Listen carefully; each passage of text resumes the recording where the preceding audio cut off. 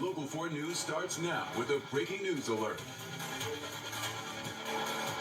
Good afternoon. At 4 o'clock, breaking news. We've been covering a shooting at Oxford High School. There are a handful of victims. 3 people believed to be students are dead. 6 others are injured. Our coverage continues now. First at 4. High school, there are a handful of victims. 3 people believed to be students are dead. 6 others are injured. Our coverage continues now. First at 4. And during the shock and horror of the shooting, students were rushed to a Meijer store near the school. That's where the Sheriff's Department gave us an update about an hour ago. Our Paula Tutman was there asking some of the questions, and she's got an update now on the latest. Paula. You know, Devin, you said the perfect word, and that is to codify all of this. It's very difficult to do. There are a lot of moving parts right now, but this is what we do know based on what the undersheriff reported. We have 3 students who are dead, 6 people injured, including a school teacher. They've been taken to various hospitals. This all went down in a matter of about 5 minutes. There is an on-site police liaison who actually helped arrest the 15-year-old student who came into this school with a loaded automatic handgun, and based on the number of shots, we're hearing 15 to 20, apparently had additional magazines. And so the way the school is laid out, this is, I believe, one of the largest, if not the largest, single-level high schools that is that broad. We're talking about somewhere in the neighborhood of 56 classes. They've got very stringent safety precautions.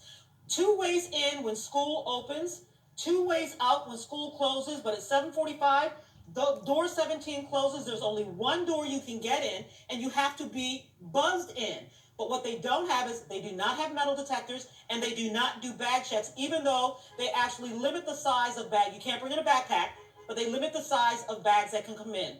Now, the teachers are also able to lock the doors from the inside. We believe this happened in an area, an education area called Area D, I believe it's called, and that's based on the shape. But what we're understanding is that teachers are able to lock the doors from the inside, communicate with one another, and as soon as it's safe, they're actually able to get students out of the building. So Justin, just kind of go with me so I can give folks an idea. So this is Lapeer. There's the school right up there on the hill. So that's the hill right there.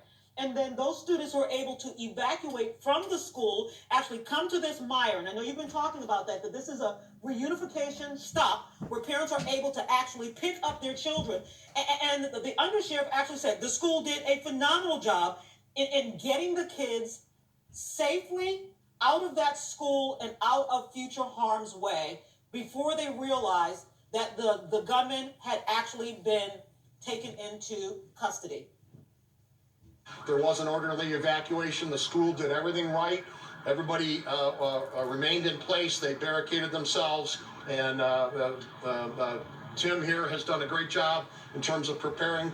You never want to prepare for something like this, but you have to. And the school district's done a wonderful job preparing. All the doors over there are marked at the high school. If you've seen them, deputies responded. They knew where to go. We've had assistance from other police agencies nearby. Okay, so indeed, we have a 15-year-old who is in custody right now. He's lawyered up, said he doesn't want to talk anymore, but this does not stop the investigation. And so what has to happen now, you have lots of agencies who are now involved in this, including the FBI. They've got to comb through social media. They've got to talk to this student's family. They've got to talk to friends or associates or people who may have known something before. Our Jason Colthorpe talked to a student who said that he had concerns for safety just based on rumors and rumblings around the school. But again, this is an ongoing investigation, but this is what the undersheriff believes. This is where he believes the investigation is right now. We believe he acted alone. There's no other shooters. There's no other gunmen. We don't believe anybody at this point in time, pending further investigation, that he planned this with anybody else. But we will be doing social media checks. We will be talking to all the students, as many as we can that were here today. That's why we have so many officers here and so many detectives here, so that everybody and anybody can be talked to that has any knowledge of him or what he was going to do or after the fact. Yeah, absolutely. So this is still ongoing, still a lot of work to be done. This is a community that is aching right now.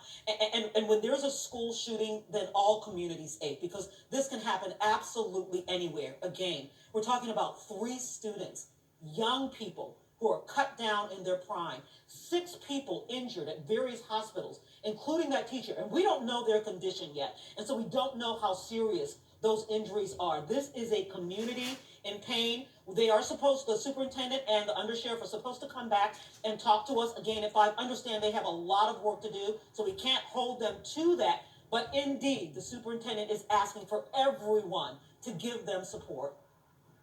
Certainly can pray for our families here in Oxford and our students. I'm learning information real time just as you all are. Can you talk to me about why you didn't have metal detectors? No, Okay. that's my answer to your question. No, Okay. Is that something that's ever come up? not that I can recall. No. Yeah, you know what? I think that's something that a lot of school districts that don't have metal detectors are going to have to think about because obviously they were prepared. They did the training, the ALICE training with students where they learned active shooter protocols. They had this one way in and one way out when school was open. They had limited size backpacks. The only thing they didn't have were these metal detectors, and they didn't have bag checks. A lot going on, still a lot to unpack. Let me throw it back to you for now. You bet, Paula. We will check in with you here shortly, no doubt, and certainly as we prepare for that next briefing, which will be coming along a little less than an hour from now.